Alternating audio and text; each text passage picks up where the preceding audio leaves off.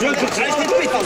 Мана жөн келіп. 10 минут жігіттер, 10 минут, 5-10 минут. Ассаламалейкум. Урматтуу кыргызымдын кыран жигиттери. Мен бүгүн конок болуп келдим биринчи жолу сиздердин оюңуздарга. Мен сиздердин оюңуздарды азыр башынан баштап көрүп отуруп, сиздердин алыстан бери ушул жака чейин келип, ойногонуңуздарды көрүп, аябай мен баа бердим да, аябай сүйүнүп атам. Кыргыздын жигиттери ушул чет өлкөгө келип алып дагы өзүнүн бош убактысында жөн жүрбөй, ушундай спорт менен машыгып, жакшы результаттар көрсөткөнү бул жакшы. Буга сүйүнсөк болот. Кече күнү Ала Тоо деген команда футболдон 300 команданын ичинен биринчи орунду алды. Ага да сүйүнсөк болот. Эрежесиз эр уруштан да биздин кыргыздын жигиттери жакшы результат көргөзүп атат. Ага да сүйүнсөк болот. Маданият жагынан чыгып атат. Москвада биздин кыргыздын жүзү Кудайга шүгүр. Марат Исаевтай инибиз бар, баатырлык көрсөткөн.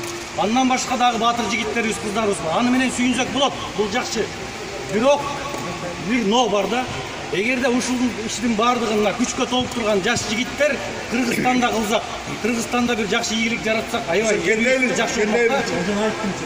Ошол биздин мынакей Москвада жүрүп, ата энебизден, балдарыбыздан, бир туугандарыбыздан алыс жүрөбүз.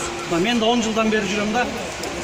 Эгерде бардыгыбыз азыр ынтымакта, биримдикте иш кылып, мынакей бөөдө кырсыктан өткөндө карындаштарыбыз күйүп кетти. Дагы канча адамдарыбыз Кыргызстанга баягы сөөгү барып атат.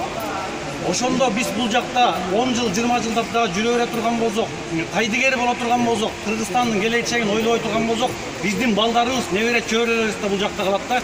Азыр бир мүмкүнчүлүк, Кудай таалам бир мүмкүнчүлүк берип атат да. Өзүңөргө татыктуу бир президентти тандап алгыла.